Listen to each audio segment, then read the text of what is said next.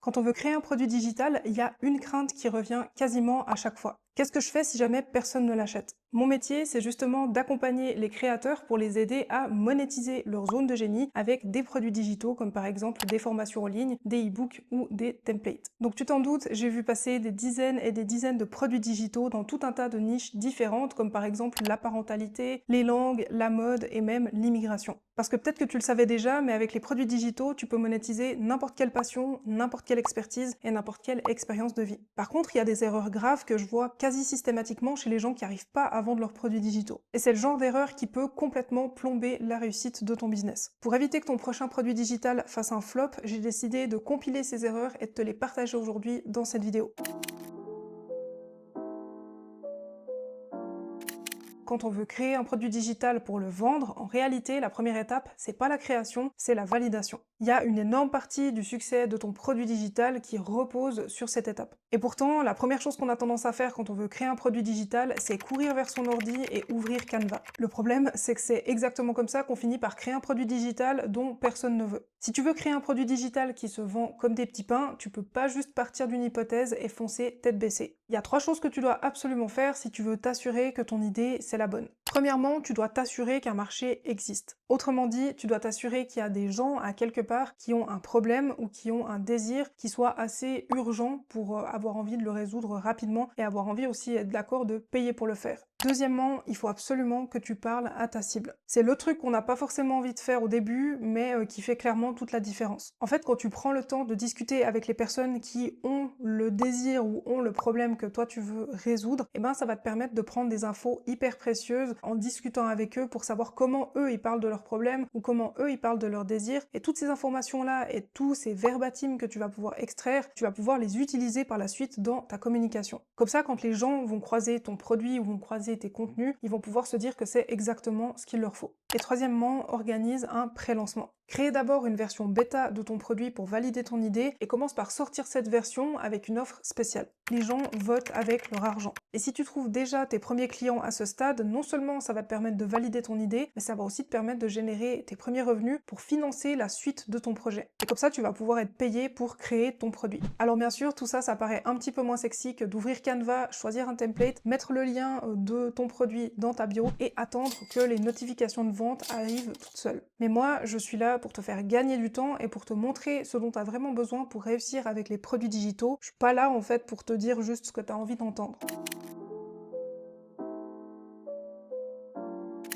L'erreur que je vais te partager maintenant, elle rend invisible. Et dans un monde où tout le monde crie sur internet, être invisible, c'est un truc que tu peux pas te permettre. L'erreur, c'est de vouloir créer un produit qui va plaire à tout le monde. Le problème avec ça, c'est que ton produit finit par ne parler à personne. Quand ton message est flou, en fait, les gens se sentent pas concernés. Ils se disent pas « Oh waouh, ça c'est pour moi ». Ils scrollent, ils zappent ou ils finissent par acheter chez quelqu'un d'autre. Donc par exemple, au lieu de créer un produit avec lequel tu vas dire « Je t'aide à avoir plus confiance en toi », crée plutôt un produit avec lequel tu vas dire « Je t'aide à vaincre ta peur de parler en public pour oser prendre la parole en réunion ». Bien sûr, c'est juste un exemple, mais tu vois la différence? Là, on visualise directement le problème, la personne ciblée et un résultat concret. Pour définir un positionnement qui soit vraiment clair, pose-toi ces 3 questions. Déjà, à qui je m'adresse exactement? Pas les femmes entre 25 et 45 ans, ça c'est beaucoup trop large. Mais plutôt quelque chose comme les femmes introverties qui veulent lancer une activité en ligne mais qui manquent de confiance en elles. Deuxièmement, quel problème je résous? Pas un truc vague comme je t'aide à te sentir mieux, mais un problème concret que les gens veulent résoudre maintenant. Et troisièmement, quelle transformation je propose avec mon produit? En fait, ça ressemble à quoi le avant-après que la personne va expérimenter quand elle va prendre ton produit? Un bon positionnement, c'est ce qui va permettre à ton client idéal de se dire que ce que tu proposes, c'est exactement ce qu'il lui faut. Donc si tu galères un peu à créer un produit digital rentable, demande-toi déjà si ton message est clair, ciblé et désirable. T'as une super idée de produit digital, tu bosses dessus pendant des semaines, tu fignoles chaque module, chaque slide, chaque PDF, et une fois que tout est enfin prêt, tu postes une story en mode J'ai créé un truc, si ça t'intéresse, le lien est dans la bio. résultat, zéro vente et en bonus, un bon petit coup de pied dans ton estime de soi. Croire que ton produit va se vendre tout seul, c'est une erreur fatale. Le marketing, c'est pas un bonus, c'est vraiment une partie intégrante de ton produit. Et si tu sais pas vendre ce que tu crées, t'as pas vraiment un business, mais plutôt un hobby. On aimerait tous que la qualité de notre produit parle pour elle-même, et moi moi la première. Mais dans la vraie vie, c'est le marketing qui fait la différence entre un produit qui cartonne et un produit qui floppe. T'as sûrement déjà croisé des créateurs qui vendent de la merde et qui pourtant génèrent un chiffre d'affaires de malade. Ces gens-là, ils misent tout sur le marketing. Si t'es comme moi, t'as pas forcément envie de rouler en Lambo à Dubaï, mais par contre, t'as envie de pouvoir vivre confortablement de ton business et de ce qui te fait vibrer. Et la bonne nouvelle, c'est que t'es pas obligé d'utiliser des techniques bro marketing ou des stratégies douteuses pour réussir. Voilà ce que je te conseille de faire. Déjà, commence à parler de ton produit avant qu'il soit prêt. Créer du contenu sur ta thématique, implique les gens dans ton processus de création pour faire en sorte que les gens attendent ton produit comme le prochain épisode de leur série Netflix préférée. Bon, ok, j'exagère un peu, mais tu vois le genre. Deuxièmement, fais un teasing pour ton offre. Prépare le terrain, crée l'envie, raconte pourquoi tu l'as créé et ce que ça va changer. Et troisièmement, organise un vrai lancement. Un bon lancement, c'est ce qui fait la différence entre 0 vente et 30 ventes la première semaine. Et un lancement, ça se prépare à l'avance. Ce que tu dois retenir, c'est que 80% du succès d'un produit digital dépend du marketing et pas du produit en lui-même. Donc bien sûr, si tu veux vendre, il va falloir que tu apprennes à vendre. Et le mieux, c'est de commencer à le faire avant que ton produit soit terminé.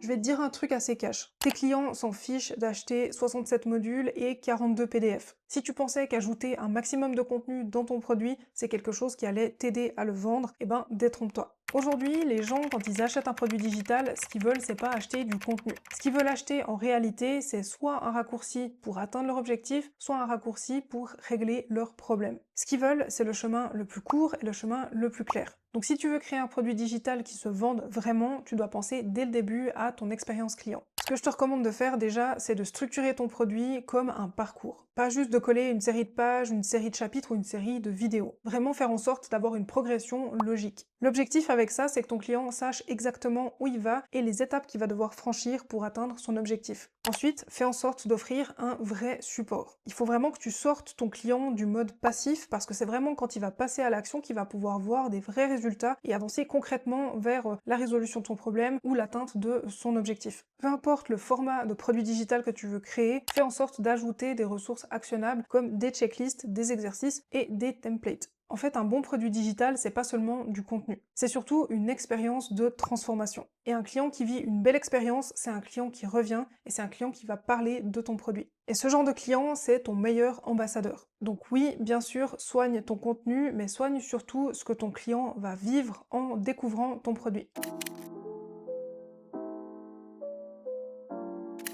Tu crées ton produit digital, tu le lances à la sueur de ton front. Tu fais des stories tous les jours, tu réponds aux DM, tu répètes les mêmes infos en boucle, tu croises les doigts pour que quelqu'un clique sur le lien dans ta bio. Si tout ça, ça te parle, c'est peut-être que tu négliges un élément clé du business en ligne, le tunnel de vente. Un produit digital sans tunnel de vente, c'est un petit peu comme un resto sans serveur. Tu cuisines un super plat, mais il n'y a personne pour le servir au client. Au final, il reste dans la cuisine et toi tu râles en te disant que la recette était pourrie. C'est exactement pour ça que sur cette chaîne, je te parle aussi de tunnel de vente.